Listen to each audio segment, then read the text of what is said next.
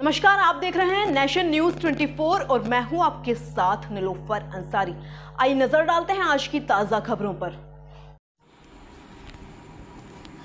मोटे अनाज के गुणात्मक पहलू पर 2 दिवसीय कार्यशाला का हुआ समापन। चित्तौड़गढ़ से हमारे संवाददाता बंशीलाल धाकड़ रजपुरा की खास रिपोर्ट। कृषि विज्ञान केंद्र में महिला और बाल विकास विभाग संयुक्त तत्वाधान में 2 दिवसीय कार्यशाला का आयोजन किया गया। इस 2 दिवसीय कार्यशाला में जिले के विभिन्न ब्लॉक से 45 आंगनवाड़ी कार्यकर्ता व सुपरवाइजर्स ने भाग लिया। इस कार्यशाला के कार्यक्रम प्रभारी दीपा इंदौरिया ने बताया कि इस कार्यशाला का मुख्य उद्देश्य आंगनवाड़ी कार्यकर्ता को अनाज गुणात्मक पहलुओं से अवगत कराना था, जिसके अंतर्गत मोटा अनाज की खेती से लेकर मोटा अनाज से बनने वाले व्यंजनों के बारे में विस्तार से बताया गया। कार्यक्रम प्रभारी दीपक इंदौरिया ने बताया कि मोटा अनाज ग्लूटेन फ्री होने के साथ साथ कैल्शियम और आयरन से भरपूर खाद्य है। यह विशेष तौर पर मोटापे व मधुमेह जैसे रोग प्रति जबरदस्त प्रतिरोधक है, साथ ही शरीर को मजबूत ढांचा प्रदान करने के लिए अति आवश्यक है। साथ ही उन्होंने बताया कि चित्तौड़गढ़ क्षेत्र में ज्वार, बाजरा, कंगना आसानी से लगाई जा सकती है, अतः गेहूं व चावल का प्रयोग धीरे धीरे न्यूनतम करते हुए ज्वार, बाजरा, कंगनी को आहार में शामिल करना चाहिए ताकि परिवार के सदस्य स्वस्थ और कुपोषण मुक्त रहें। कार्यक्रम के अतिथि उपनिदेशक ओम प्रकाश शर्मा IPM चित्तौड़गढ़ ने बताया कि मोटा अनाज ऐसी फसल है जिसमें रसायनों व कीटनाशकों का प्रयोग नहीं के बराबर है। इसके चलते इससे बनने वाले खाद्य पदार्थ स्वास्थ्य के लिए अत्यंत लाभकारी सिद्ध हो सकते हैं। साथ ही यह फसल मुनाफे की दृष्टि से भी किसानों के लिए अत्यंत फायदेमंद है, क्योंकि इसका लागत मूल्य अन्य फसलों से कई गुना कम है।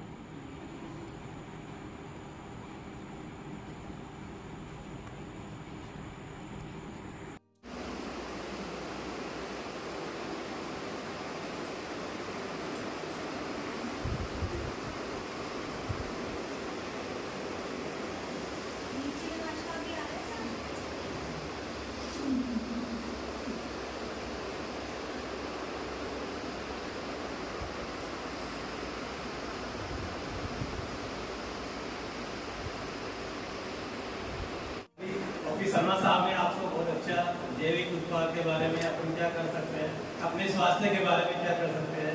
मेन जो मैंने बताया था कि आपके जैसे सभी आंगनबाड़ी प्रसाद कार्यकर्ता आप हो और आपकी पोषण वाटिका लगी हुई है, अब उसमें अपन क्या करें, थोड़ा काले रावड़ा घाट डाल रहे हैं, बहुत सारे कोई कीड़ा लगे हैं, कोई चाट में पाउडर डाल रहे हैं, उससे जो चीज पैदा हो रही है।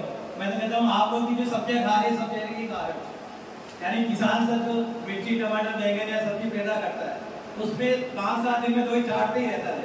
कभी इमिडा क्लोरो डाला, कभी रोबोट डाला, कभी मिलाते डाला, कभी कौन सा पाउडर छाड़ता। जब किसान मिर्ची के पौधे पे, टमाटर के पौधे पे, बैंगन के पौधे पे 2 ही छाड़ता है, उस 2 ही का असर कम से कम 7, 8, 10 दिन तक वापस असर है। अब ऐसा कोई किसान है जो 10 दिन तक कोई सब्जी नहीं तोड़ता हो, मर्चा ला गई, टमाटर ला गए, भिंडिया ला गई, बैंगन ला गया, नहीं तोड़ा, बाद में तोड़ा नहीं तोड़ा, वो माले तोड़ कर लाया, मंडी में बेच दिया, मंडी से मालन लाई, मालन से अपन सब्जी ले आए और अपन खा रहे तो अपना शरीर में जहर जा रहा है। इसलिए शरीर में फोड़े, फुंसी, चक्कर, heart attack, blood pressure, cancer, ये सारी जो बीमारियां है वो बीमारी अपना खान पान ऐसे होने की वजह से हो रहा है। तो ये बहुत सारी चीजें है। तो हमारे यहाँ कृषि विज्ञान केंद्र में आपको बुलाने का मेन उद्देश्य, मेरे यहाँ एक वर्मी कंपोस्ट यूनिट जैविक खाद बनता है या वर्मी मास बनता है, डीकंपोजर बनता है, तो अपन पोषण वाटिका में वो चीज डाल सकते हैं। अगर हम बनाना आपको सिखाएंगे, अभी मैं वहां ले चलूंगा आपको अभी दोपहर खाना खाने के बाद, तो जैविक खाद, केचुए की खाद कैसे तैयार हो रही है, पानी जैसी खाद कैसे तैयार हो रही है, डीकंपोजर कैसे तैयार होगा। अगर अपन उसमें किचन गार्डन में पोषण वाटिका वही चीज डालते हैं तो आपको दूसरा खाद डालने की जरूरत नहीं, और वो खाद आप वही बना भी सकती हो, क्योंकि कच्चा माल उसके लिए गोबर चारा बन रही है, तो उससे तैयार हो जाता है। एक कैप्सूल शीशी आती है, वो शीशी भी उपलब्ध करा सकते हैं, उससे आपको 1 ड्रम में वो चीज तैयार कर सकते हो। और नहीं तो आपके गांव में निम्बोली खूब होती है, बाजार में नीम ऑयल भी आता है, निम्बोली का तेल का अगर अपन स्प्रे कर दे तो मोइला है, हमारा छोटा मोटा कीड़ा है वो लगे ही नहीं, या नीमड़े का पत्ता नहीं गोल ला माले, अभी शर्मा साहब ने टॉनिक बताया नहीं था, लेकिन नीमड़े का पत्ता में ड्रम में गोल दो, गला लागो, मिक्सी में पीस और वहां को पानी भी चाड़ता है वहां, तो छोटा मोटा कीड़ा लटक लागी को। और नीम की खली बहुत बढ़िया काम करे, नीम के तेल बहुत बढ़िया काम करता है। तो ये भी हम स्प्रे कर सकते हैं। बहुत सारे ऐसे टॉनिक है जो हम जानकारी देंगे। तो अगले वक्ता के रूप में हमारे दिव्या मेडल को मैं करता हूँ कि संक्षिप्त में वो आए और अपनी थोड़ी सी ब्रीफ में जानकारी दे। उसके बाद